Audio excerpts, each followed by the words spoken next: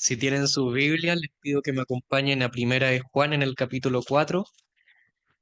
Primera de Juan, el capítulo 4.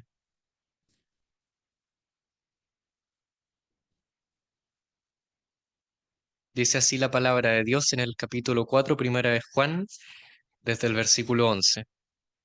Amados, si Dios nos ha amado así, debemos también nosotros amarnos unos a otros. Nadie ha visto jamás a Dios.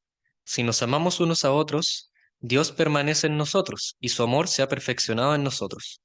En esto conocemos que permanecemos en Él y Él en nosotros, en que nos ha dado de su Espíritu. Y nosotros hemos visto y testificamos que el Padre ha enviado al Hijo, el Salvador del mundo. Hasta aquí la lectura.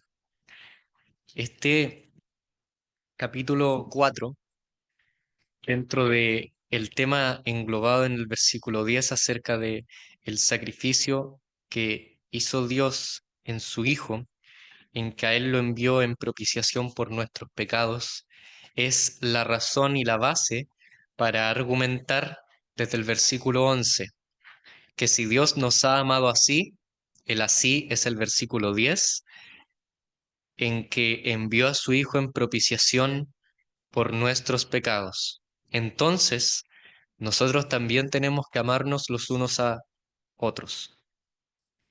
Este capítulo, esta exhortación, es una de las más importantes.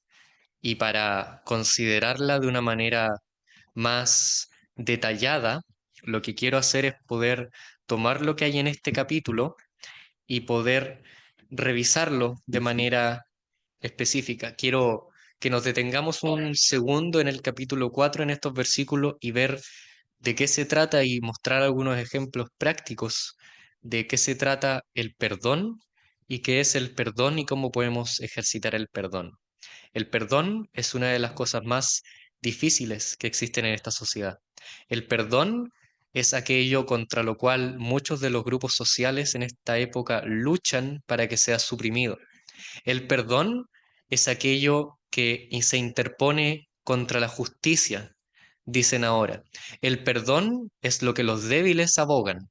El perdón es lo que los perdedores que quieren dejarse atropellar van a influenciar a otros para que sea el estándar de las personas. El perdón, el exceso de perdón, es lo que se ha tratado de eliminar, en especial en la última parte de nuestra sociedad. El destruir el perdón se ve como algo bueno hoy, se ve como ejercitar la justicia. No tenemos que ir mucho más lejos a los movimientos de ni uno menos, de no vamos a callar, de yo también, que son movimientos básicamente que se instauraron en nuestra sociedad para que hombres y mujeres que han sido abusados tomen a los abusadores y los pongan delante de la justicia para que paguen. Eso está súper bien a todo esto. Poner a los que han sido propasadores contra uno debería ser algo que esté en lo más básico de nuestro pensamiento. Pero algo que tenemos que admitir es que cuando nosotros lanzamos los temas de justicia y queremos que las personas paguen, tenemos que admitir que no estamos ejercitando en la misma medida el tema de la justicia con el tema del perdón. Solo piensen cómo han sido las últimas noticias. Solo piensen en las eh, montón de noticias que se han visto igual en nuestro país. Y debo admitir que estamos en un momento delicado. Yo no creo que en nuestra historia se haya visto que la persona encargada de la seguridad se la lleven detenida. Cuando al subsecretario de seguridad decidieron llevárselo porque él violentó de las maneras más terribles a una mujer, al parecer, no se ha cerrado el caso, pero al parecer eso es así, nunca se había visto que el dueño de la justicia sea enjuiciado. Nunca deberíamos sentirnos tremendamente inseguros cuando vimos eso. Las personas deberían estar buscando más a Dios en este momento.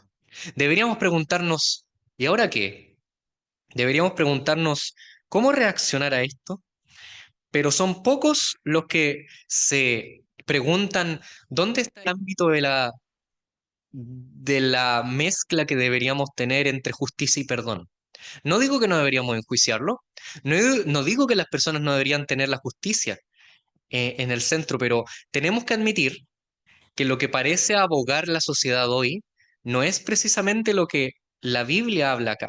Aquí pareciera que el perdón que se está abogando y que se está pidiendo es mucho más del que esta sociedad está acostumbrada a dar. Incluso nos acusarían de personas que son de extremo perdón si somos así. Acaban de liberar las nuevas biografías en la cruzada de héroes cristianos y una de ellas me interesa, de Corrie ten Boom, que ella en su biografía argumenta cómo en sus primeros grupos de ayuda en Alemania después de la guerra, ella estuvo ayudando en los grupos de rehabilitación alemanes y se encontró con muchos de los jefes de seguridad que mataron a su hermana y que la obligaron a caminar desnuda por los pasillos en los campos de concentración. Y ella cuando los saludaba, le rogaba a Dios por perdón. Le rogaba a Dios porque la llenara de querer darles perdón, porque ella no quería darles perdón. Ella no sentía ganas de darles perdón. Su ideal de justicia se interponía con el de perdón, pero ella sabía que tenía que perdonar y también sabía que tenía que enjuiciar. Pero no dejaba de ser injusto que los viejitos, los mayores, los adultos mayores que en su juventud cometieron atrocidades como estaban obedeciendo órdenes, no se les enjuiciara. ¿No les parece que igual eso da para pensar? ¿Qué es el perdón? ¿Cómo podemos perdonar? ¿Nosotros perdonamos a todo esto? ¿Es algo que las personas hagan? Solo quiero mencionar un artículo que se publicó ahora en la mañana en el New York Times y está súper interesante. Se llama En la fuga. El sicario da su última confesión. Es acerca de uno de los sicarios más grandes de Filipinas que lo están dejando vivo para testificar. Dice algo así, por casi 24 años, yo me encargué de matar y eliminar muchos cuerpos. Matobato dijo, es su nombre, acerca de sus tiempos junto con el Escuadrón de la Muerte en la ciudad de Davao. Trato de recordar incluso sus rostros. No puedo recordarlos a todos. Ese es el poco criterio y la pocas ganas de sentirse mal que parece tener. Y él añadió en su última línea, ese fue su declaración, ese fue el párrafo de la declaración. Y luego, en el último párrafo, lo último que añadió, además de esto, fue, lo siento, I'm sorry. Me siento triste, literalmente dijo. Y al final eso es lo que él dijo, eso es lo que el sicario dice. Y lo que los editores del diario dicen en la entrevista, dice, además de que las autoridades están luchando por darle a estos asesinos mucha protección legal, porque obviamente los necesitan vivos para testificar, para encontrar a los políticos que mandaron matar gente, están luchando y em, luchando con esto. Pero el tema del cual menos quieren hablar es acerca del perdón. ¿Se dan cuenta? Esa es la forma en que la sociedad trata el tema del perdón. Me llamó mucho la atención la historia. Ese es el tema del perdón. Las personas no tienen ganas, no tienen argumentos y no tienen incentivos para perdonar porque no sienten que les hayan mostrado misericordia. Estamos en una sociedad que aboga por el bien común y por el tema de lo buenos que somos, el valor que podemos tener como personas, independiente de lo que hagas. Por lo tanto, no tienen incentivos para darle perdón a los que no respetaron la vida. Y por lo tanto, el tema del perdón, como dijeron los editores, no es el tema. El tema es qué hacer con estos hombres. El tema es qué hacer con estas mujeres. El tema es qué hacer con aquellos que te han violentado. El tema es qué hacer delante de Dios. El tema es qué hacer delante de Dios con estos pensamientos que tienes. El tema es qué hacer delante de Dios con esta rabia que tienes. El tema es qué hacer delante de Dios con este dolor que tienes. Lo más probable es que tú has sufrido. Yo no voy a argumentar como si te estuviera apuntando con el dedo diciéndote, deberías estar perdonando. No te veo que estés perdonando. Sabes que es un mandamiento perdonar. No lo veo así. Quizá tú vienes aquí de un pasado lleno de dolor y la persona en la cual inmediatamente te imaginas en el tema de a quién deberías perdonar, a quien sientes que fue la persona que te violentó, lo más probable es que ahora estás chocando con esa idea y quizás has tratado de reconciliarla en tu relación con Dios. Quizás has tratado de reconciliarla dejando que el tiempo pase, no pensando en el tema. Quizás la has tratado de resolver la situación llevándolo delante de Dios y no dejando que el tema te impida vivir y viviendo de una forma que no te vuelvan a hacer esas cosas que te hicieron.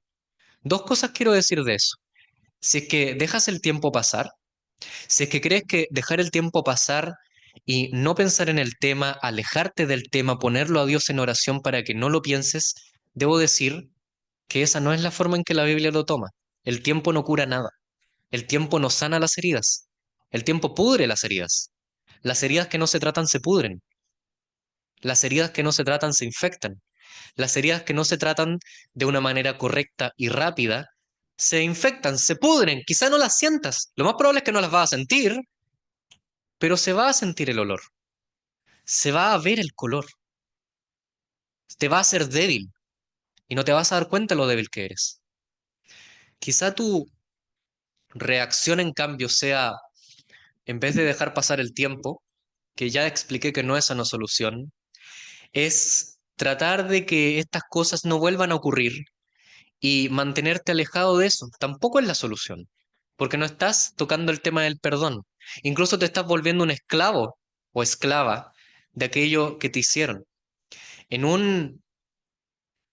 en una conversación que tuvo Tim Keller en uno de sus días de juventud donde estaba entregando tratados y se encontró con una persona a la que invitó a que mandara a su hijo a escuela dominical y le dice le gustaría enviar a sus hijos a escuela dominical a que tienen un tratado. Y escuela dominical, dice este hombre, odio la escuela dominical. No hay nada que odie más que la escuela dominical. Mi papá me obligaba a ir a escuela dominical. Yo nunca dejaré que mis hijos vayan a escuela dominical por lo que me hizo mi papá, porque él me obligó. Y es súper curioso porque eso muestra que este hombre es un esclavo de su papá. Su papá ya no está vivo, lo más probable. Su papá no tiene nada que ver con su vida. Pero en base a lo que le hizo en su pasado, su futuro está totalmente gobernado. No, que él me obligó a ir a escuela dominical, entonces mis hijos no van a escuela dominical. Tus hijos ni siquiera estaban vivos cuando tu papá estaba vivo y los obligas a algo que ellos no tienen nada que ver. Esa es la falta de perdón. Te vuelves un esclavo de ti mismo, te vuelves un esclavo de las circunstancias. No te das cuenta, pero la forma en que tratas a otros y que dejas que te traten está totalmente gobernada por cómo te trataron antes. Independiente si te violentaron, independiente si te trataron mal. Entiendo que te hayan tratado mal y lo siento mucho y Dios, sinceramente, le encantaría que no fuera así este mundo. El pecado y la muerte no estaban en los planes de Dios al crear al hombre y la mujer, pero Él los permitió en su infinita misericordia para permitirnos existir y que nosotros pudiéramos tener una relación con Él. Pero no son cosas que Dios le encanten y no son cosas que Dios disfruta.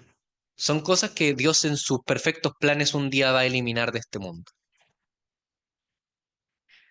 Pero quiero que te des cuenta, aquello que te hicieron, aquello que te traicionaron, aquellos que se burlaron, en tanto tengan una voz y voto y control sobre ti, te falta perdón, te falta perdón, te falta perdonar. Y eso es serio, porque acá dice que si Dios nos ha amado así que entregó a su propio Hijo, también nosotros debemos amarnos unos a otros. Y ahora quiero tocar un versículo, este es el tema, pero quiero tocar otra sección de la Escritura para ejemplificar y dar de forma práctica el tema. Mateo 18, si quieren pueden acompañarme a Mateo el capítulo 18.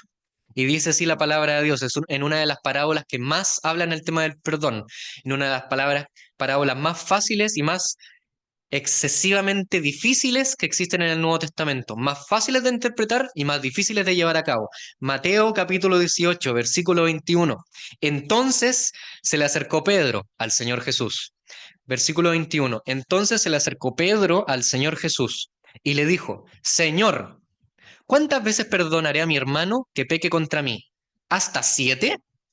Jesús le dijo, no te digo hasta 7, sino aún hasta 70 veces 7.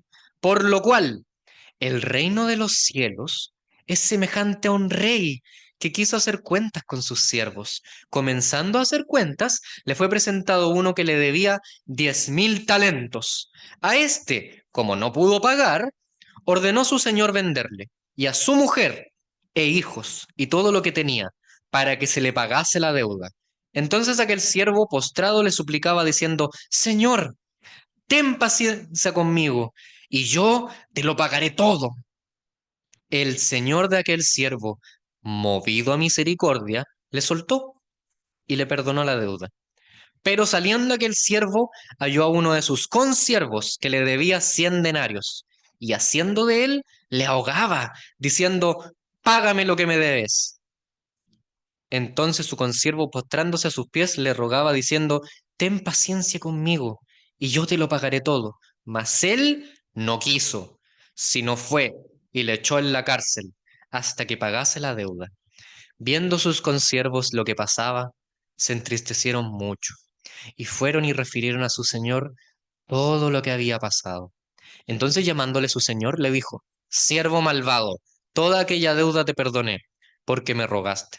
¿No debías tú también tener misericordia de tu consiervo, como yo tuve misericordia de ti? Entonces su señor enojado le entregó a los verdugos, hasta que pagase todo lo que le debía.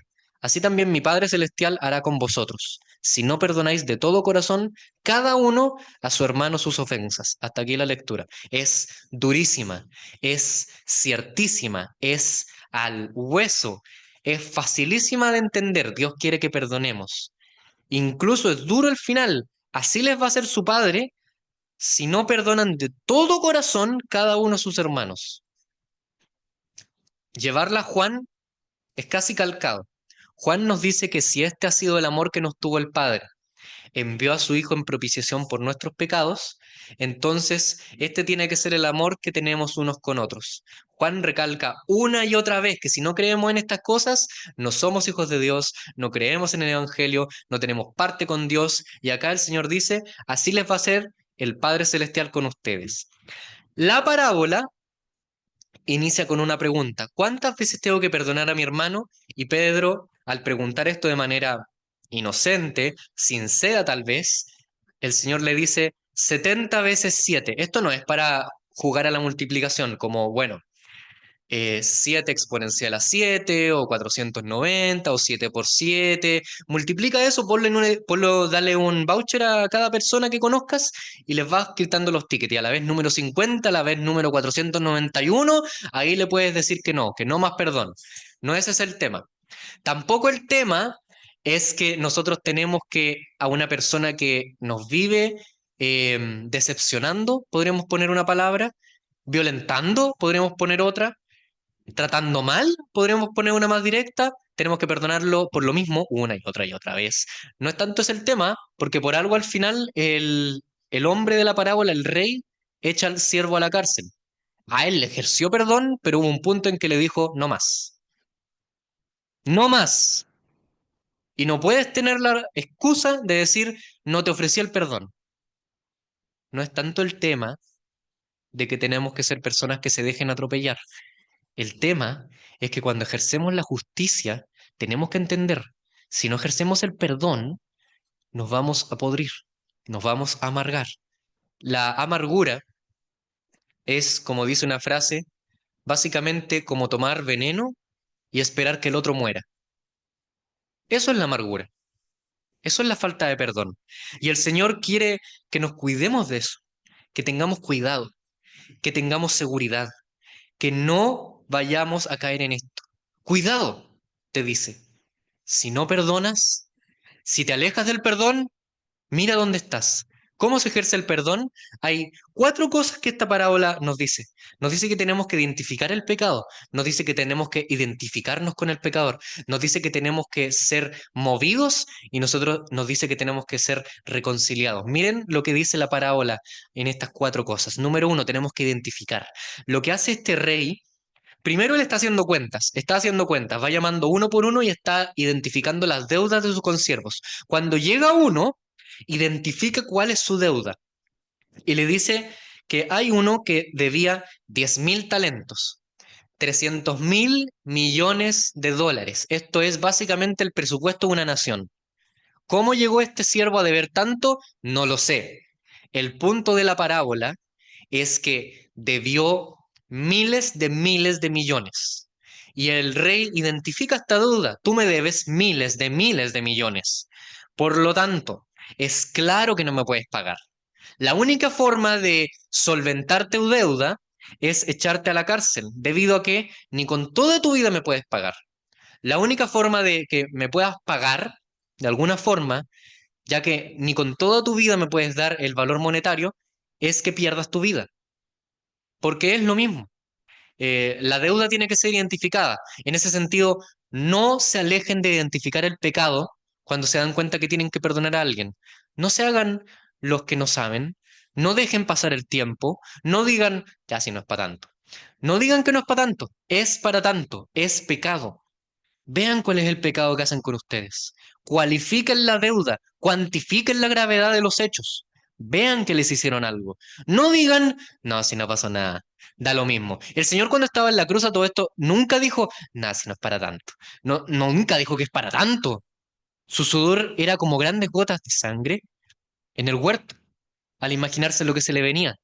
Y cuando estaba sufriendo, solamente dijo, Dios mío, ¿por qué me has desamparado? Él estaba experimentando el desamparo del Padre. En ningún momento él dijo, no, si no es para tanto. Él estaba identificando que el pecado se estaba cargando en él. Él estaba identificando que aquel que no conoció pecado se estaba haciendo pecado por nosotros para salvarnos. Si te violentaron, si te rechazaron, si te hicieron un daño, si te robaron, si te criticaron, si se rieron de ti, si te abusaron, tú no puedes llegar y decir, no, si no es para tanto.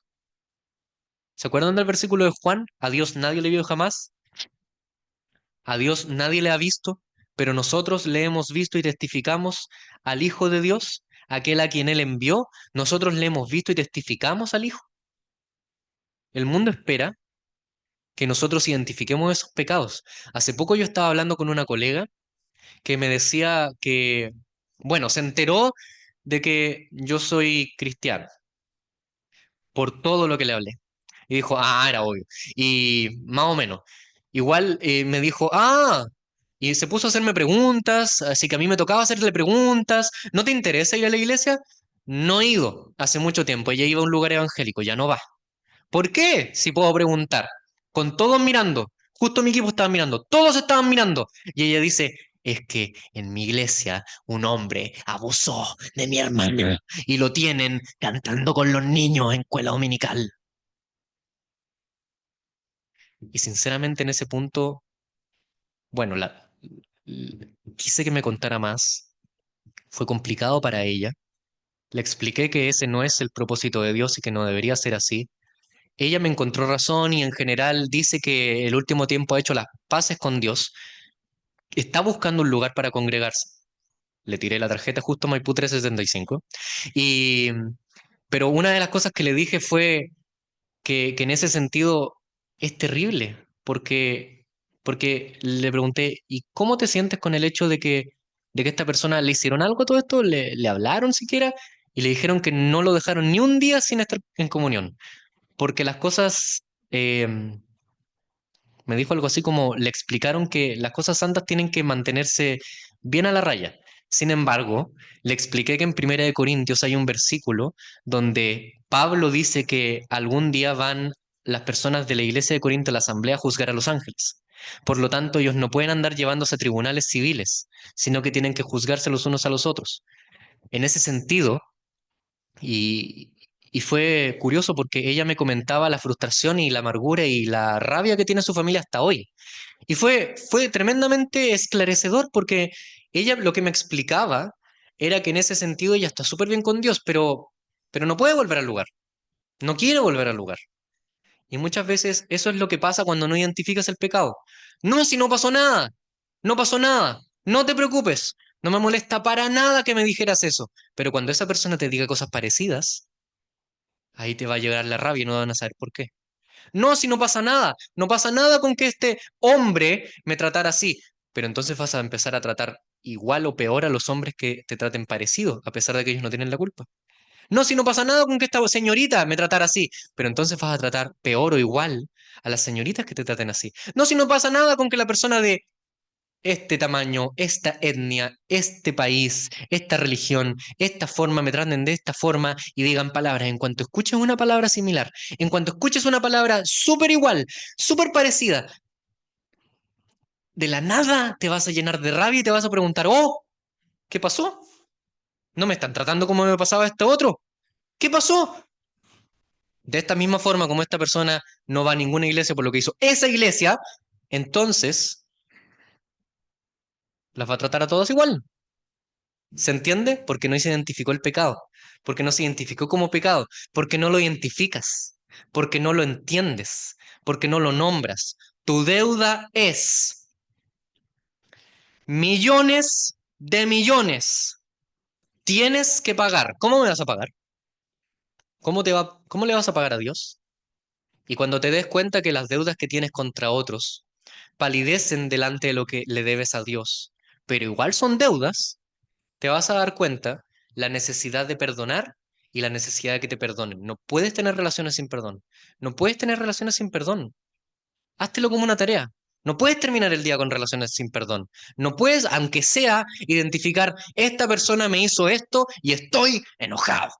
Aunque sea, date cuenta de eso, que no pase el día sin que te des cuenta de eso y que no cierres el día sin esto. Identifica, pero igual identifícate. Identifícate. Miren lo que hace el rey. El rey cuando ve la deuda y el siervo postrado le pide compasión y paciencia, incluso el siervo no le pide que le cancele la deuda. Le dice que le dé tiempo, le dice que le dé tiempo para pagar la deuda. Imposible a todo esto. Se necesitan 100 vidas para pagar esto. Se necesitan 1000 hombres para pagar esto. Se necesitan 3 pueblos para pagar esto. Se necesita un país para pagar esto. ¿De dónde sacó esa deuda el siervo de nuevo? No lo sé. Pero aún así él cree de una manera súper ingenua que puede pagar. Dame tiempo, dame ganas, dame ánimo, dame fuerzas. Te prometo que te lo voy a pagar. Pero dame un poquito de tiempo. No, no. Identificando la deuda nos damos cuenta que es mucho. Sin embargo, el rey se identifica con este problema y lo identifica. No solo lo identifica la deuda, se identifica con él. Entonces el rey se mueve a misericordia. Movido a misericordia, le soltó y le perdonó, dice el versículo 26. En ese sentido, lo que hizo el rey igual fue arriesgado. Lo que hizo el rey no debe haber estado exento de críticas. Ya me imagino sus asesores económicos. Su Majestad, contamos con esa plata. Está en el registro de deuda. No podemos llegar y borrarla. Las deudas no se pueden llegar y borrar. ¿Ustedes sabían eso? Las deudas no se pueden llegar y borrar. No es posible. Imagínate. Imagínate cómo se pasa con las deudas. Tú invitas a alguien a tu casa. Esta persona está contigo en tu casa y por accidente rompe una lámpara. ¿Qué hacemos con eso? Eso genera una deuda. Me rompiste mi lámpara. Generamos una deuda. ¿Cómo la pagamos? Hay tres opciones. Bueno, yo te pago la lámpara. Dirás, vale tanto. No, no, no, no, no. No me la pagues. Yo me iré a comprar otra. La pago yo. O genero oscuridad. Pero no es como que, se rompió la lámpara, mi casa está igual. No. ¿Se imaginan es la lámpara del living? ¿Se imaginan es la lámpara de la entrada? ¿Se imaginan es la lámpara con la que leo? Generé una deuda. O la pago yo, o la pagas tú, o pagamos con oscuridad. Nada es gratis en esta vida. Nada es gratis. Cuando vean que algo es gratis, la paga está en la fila. La paga está en el tiempo. Todo se tiene que pagar. Todo tiene su precio. Todo se paga. Todo. Todo. Y entre más barato, más larga es la fila. En ese sentido, cuando el rey identifica la deuda y elige pagarla, él la absorbe en sus arcas fiscales, la absorbe en su país. No sabemos y no se nos menciona el daño que le habría causado a su país. No sabemos el daño que le habría causado. No es como, ya, págame un poquito, págame un abono, dame algo, aunque sea. No, le genera un problema. Le genera un problema a este rey. No crean que él se fue muerto de la risa porque tiene, en ninguna parte nos sale que tiene todos los reinos a su nombre, pero claramente este rey es Dios y claramente esta deuda no llega y desaparece.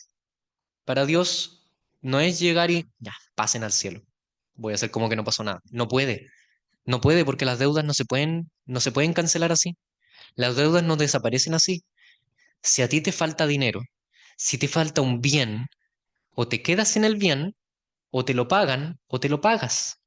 No puedes hacer como que esa deuda no existe. No puedes hacer como que esa plata no te falta.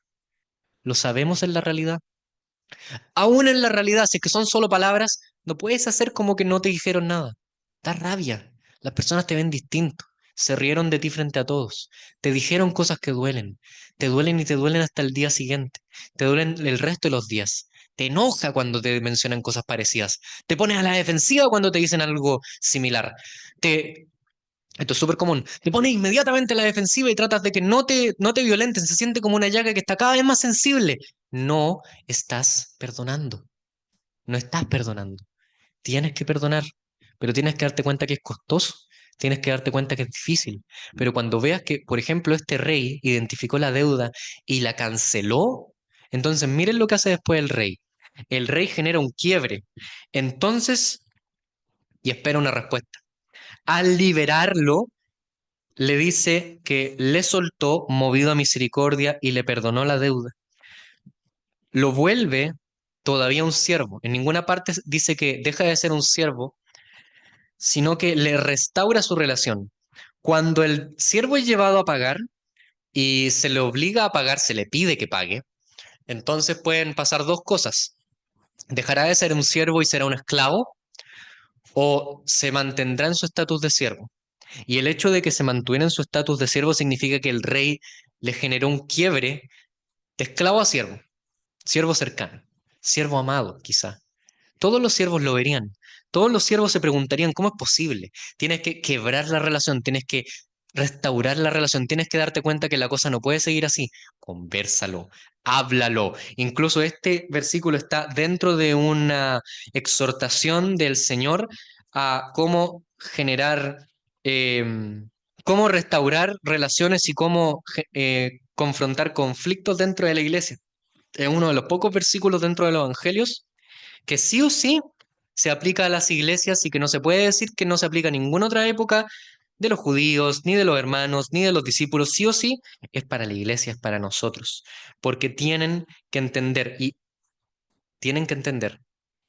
que estos versículos son para los hermanos. Por algo parte el versículo 15, si tu hermano peca contra ti, algunos manuscritos originales incluso omiten el contra ti. Lo más probable es que está el contra ti, pero algunos se imaginan cómo sería si algún hermano peca. ¿Lo viste pecando? Tienes que ir a reprenderle, estando tú y él solos. ¿No te escuchó? Tomo algunos para conversar. ¿No te escuchó? Llévenlo con los ancianos, que es la iglesia. ¿No te escuchó? Bueno, ahí hay otro tema. Pero lo que tratan de hacer estos versículos es generar un quiebre, generar una restauración, generar una cercanía, generar un ánimo. No es como, tú me hiciste esto, adiós. No, tú me hiciste esto, relación cortada, suerte arreglándola. No, te manda a enfrentarla, te manda a confrontarla, te manda a restaurarla, te manda a pedir una respuesta, te manda a pedir una restauración. Si tú rompiste la relación, tienes que pedir perdón. Y si no pides perdón, si no expresas perdón, miren lo que habla el Señor acerca de tus relaciones. Luego el siervo va y se pone a violentar a otro siervo que le debía igualmente dinero. Este siervo le debía 100 denarios, no es tanto. 100 denarios es súper poco. Eh, si el otro sueldo era como el sueldo de 1000 años, este es el siervo como de 100 días, algo así. No es tanto. Es como, oh, te debo 200.000 pesos, tampoco era poco. pero tampoco es tanto comparado con los millones y millones de la otra persona. O te debo 200.000, pero mira, dame un poco de tiempo y te lo puedo pagar. Pide lo mismo que el otro, pero el hombre no quiere. El hombre no quiere y lo mete preso. Y esto es lo conmovedor y terriblemente triste. Yo siempre me pregunté en esta parábola, ¿de qué sirve meter presa a las personas? Siempre me pregunté por qué el rey lo echa preso, pero luego viendo que la imagen es Dios, está claro.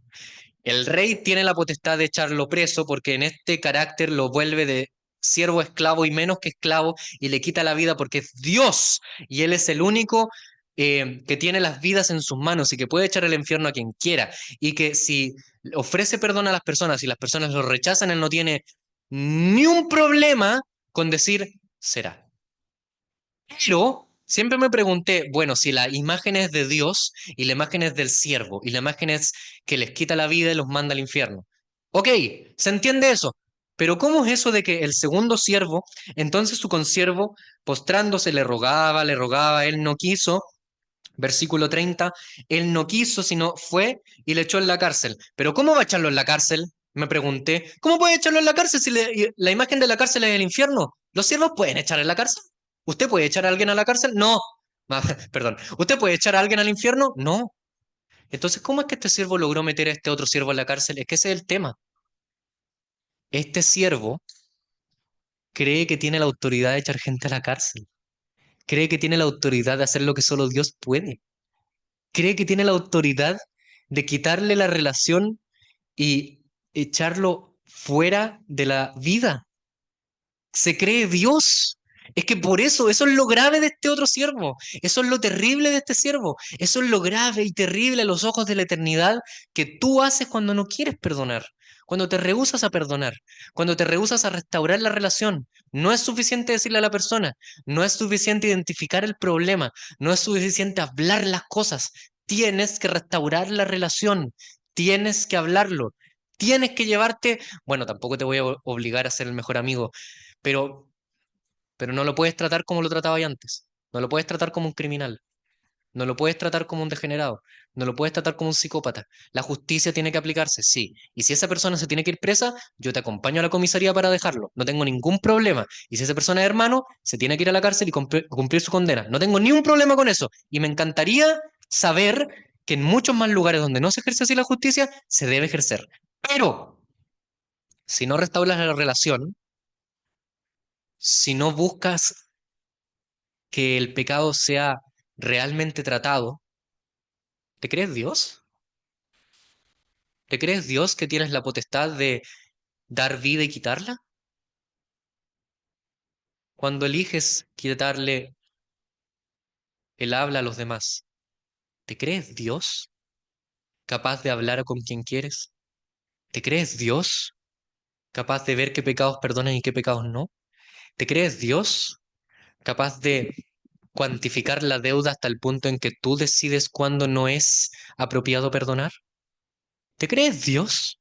Eres tan sabio como Él. Tienes tanta edad como Él. Le das consejos cuando necesita. ¿Te crees Dios? ¿Capaz de echar fuera? ¿Y saben qué es lo más terrible? ¿Quieren saber lo que es lo más grave? ¿Quieren saber lo que hace que esta parábola sea tan necesaria de obedecer? Porque la única forma de que Dios nos salvara de la condenación y nos librara de estar presos por la cárcel que nosotros mismos hemos construido cuando decidimos no perdonar o no buscar el perdón, no buscar la restauración de la relación, es que él en alguna medida él fue echado preso a sí mismo. Él se echó preso, se echó a sí mismo a la cárcel para librarnos de nuestros pecados. Envió a su Hijo en propiciación por nuestros pecados. La palabra propiciación en el Antiguo Testamento siempre es la palabra para sacrificios, para aplacar la ira de Dios, y los sacrificios eran duros, los sacrificios eran como salpicados. Hay una palabra en Levítico que es súper bonita en hebreo, donde dice que el sacerdote entregaría el sacrificio y derramaría la sangre sobre el altar. ¿Les gusta esa palabra? Derramaría la sangre. En el original es como que la tira, como ¿han visto las bombitas de agua? ¿Han visto cuando las tiran contra la pared? Básicamente eso. Ese es básicamente el tema, como que la tira violentamente la sangre, porque eso es lo que causa el pecado. Esa es la imagen que causa el pecado, eso es lo que Dios opina del pecado. Y eso es lo que no quieres perdonar. Que Dios es como reventando a su hijo contra el piso, con tal de salvarte, reventando a su hijo en la muerte, en el pecado, aferrándolo firme a la cruz, y él aferrándose firme a la cruz, reventándose a sí mismo para perdonarte. Y así no quieres perdonar. Y así no quieres darle el perdón a la persona. Y así no quieres restaurar la relación. No tengo problema con que nombres el pecado. No tengo problema con que te molestara lo que te hicieron. No tengo problema con que quieras ejercer justicia. No tengo problema con que quieras hablar el tema. No, no tengo problema con que te cueste. Debería costarte. Si no te cuesta, ahí sí que tienes problemas. ¿Cómo no te va a costar? Te violentaron, se burlaron de ti, se rieron de ti. A Dios no le pareció chistoso. A Dios no le pareció como algo que pasar. A Dios le pareció que su hijo tenía que ser condenado en la cruz para que esos pecados tengan un perdón, un mínimo de perdón, algo de perdón. Y entonces, ¿no debías tú también tener misericordia de tu consiervo? Como yo tuve misericordia de ti, su señor enojado lo entregó a los verdugos hasta que pagase todo lo que debía. Y él nunca va a poder pagar esa deuda. Si te decides a no perdonar, si te decides a olvidarte del tema del perdón, si te decides a olvidarte de esa relación y no es para tanto, 80 años después vamos a estar arreglados en el cielo. No creas, esa relación te va a seguir, esa rabia te va a seguir, ese veneno te va a ir consumiendo. Solo mira cómo lo hace, piénsalo. Las personas de las que, por ejemplo, las personas a las que les ha ido mal en relaciones porque uno al otro la engañan, se vuelven cada vez más cautos en sus relaciones. Tienen miedo, se vuelven un poco aprensivos en la persona con la que tienen una relación, se vuelven crueles, se vuelven difíciles, se vuelven malos. La persona que tuvo malas experiencias con los profesores, a todos los profesores los mira igual. La persona que tuvo malas experiencias con su familia, irónicamente luego llegan a una familia pensando en no repetir sus problemas y repiten los mismos problemas. Había una vez un hombre que entró a la sala de, no sé cómo se llama donde se hablan con el psicólogo, lugar de psicología, y entró con esta persona, con Eddie Tenger, una gran psicóloga, un hombre grande, fornido, fuerte, con una tez dura, militar de profesión, según escuchó. Su ficha clínica decía esto. ¿Qué necesita? No le habló por media hora, la cita era de una hora, igual se preocupó. ¿Qué necesita? ¿Quiere hablar? ¿Quiere conversar? Voy a hacer esto, voy a hacer lo otro. Mediante sus técnicas le habló, el hombre empezó a desfruncir el ceño, le dice, mi señora me engañó con mi mejor amigo. Y él saca un arma y quiero venganza. Y voy ahora a quitarle la vida a esa mujer. En ese momento la cosa se pone difícil, porque el hombre tiene un arma y le apunta. Lo único que dice en el libro de esta mujer es, me estaba apuntando no cerca del corazón, no me va a matar. ¿Por qué quieres eso? ¿Por qué ella se burló? ¿Y qué sientes con eso? Le encanta esa pregunta a los psicólogos. ¿Qué sientes con eso? ¿Qué sientes con eso? ¿Qué pasa? Es que me dolió. ¡Me duele! ¿Tienes hijos? Dicen que el miedo no puede coexistir con el amor. ¿Tienes hijos? Y se acordó de sus hijos. Sí. Y como que le tembló la mano, pero igual tenía el gatillo en la mano. La mujer enfrente, rabioso, puede pasar lo que sea. ¿Tienes hijos? Sí. ¿Y qué vas a hacer con tus hijos? ¿Les vas a dar un padre asesino? No. Pero cuando era joven todos se burlaban de mí, todos se reían de mí, todos se sentían con las ganas de pasarme por encima. Por eso me hice militar, porque quiero que nadie pueda ganarme. Por eso me hice fuerte, porque nadie quiere no quiero que nadie se ría. Entonces apretó fuerte la pistola, porque quiero que nunca se rían de mi hijo. Quiero mostrarle que su padre es fuerte. Solo que ni su mujer se ríe de él. Ah, lo harás matando a su madre. Y en ese momento se dio cuenta lo que estaba diciendo, lo que estaba buscando. ¿Eso es lo que quieres? ¿Te crees Dios de echar a la cárcel y sacar? ¿Te crees eso? Al final él solamente convertiría a un niño en huérfano y él se volvería un asesino. Y así cree que no se van a reír de él.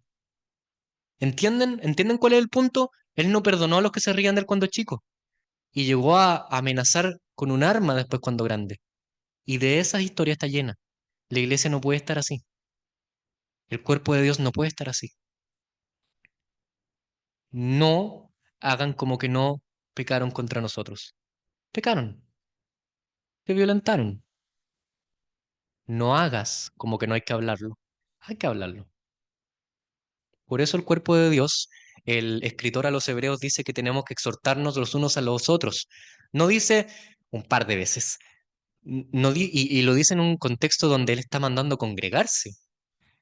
¿Cómo se congregan? Exhortándose los unos a los otros, criticándose y animándose, escuchando las críticas, escuchando los ánimos, buscando perdonar. Si hay algo que las relaciones tienen que tener marcadísimo, es que todas las relaciones que tú quieras mantener, cuando pasen los años, sí o sí vaya a tener que perdonar, y vaya a tener que perdonar harto.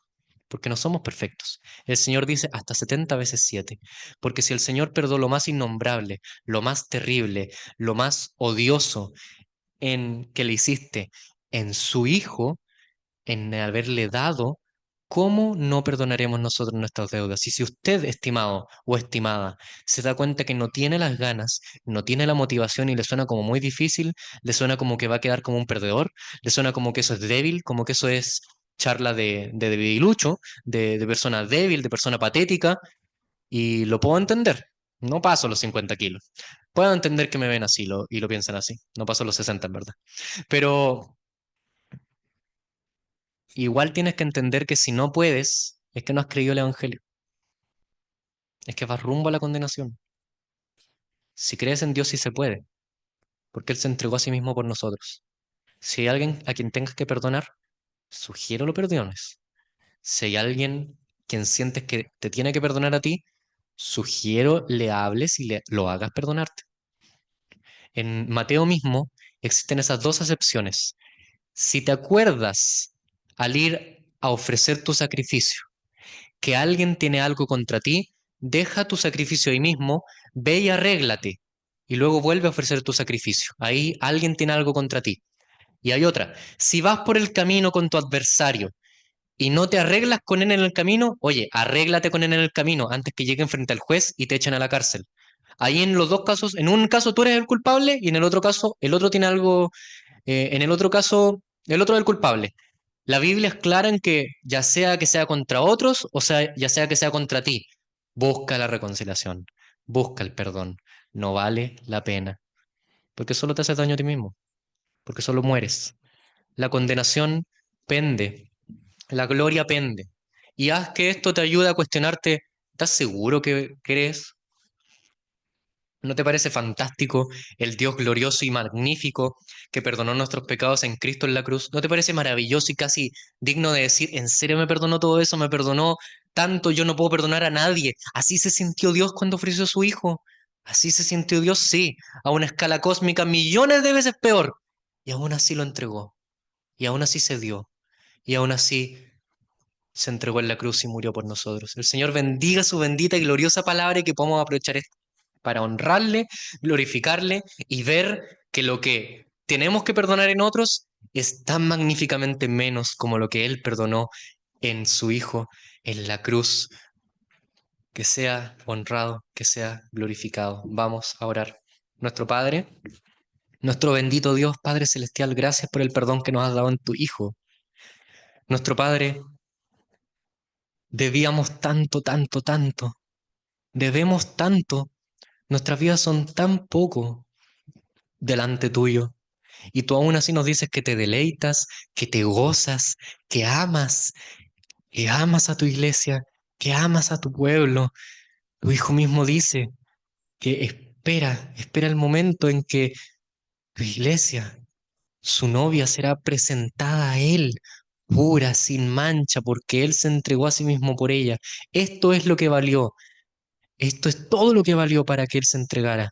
Nuestro Padre, que más personas crean el Evangelio, que más personas reciban a tu Hijo, que más personas puedan ver este glorioso y bendito, tan santo y tremendo Hijo de Dios que tenemos. Nuestro Padre bendice a más personas, que más personas puedan creer, que más personas puedan acercarse a tu Hijo. Nuestro Padre, ten misericordia de nosotros, que perdonemos nuestras deudas, así como tú perdonaste nuestra deuda en tu Hijo. Porque ¿de qué sirve mantener deudas si hacemos menos visible tu gloriosa persona para otros y la hacemos menos visible para nosotros en la vida? Nuestro Padre, gracias por darnos la libertad de creer, la libertad de vivir en tu Hijo. Gracias, en el nombre del Señor Jesús. Amén.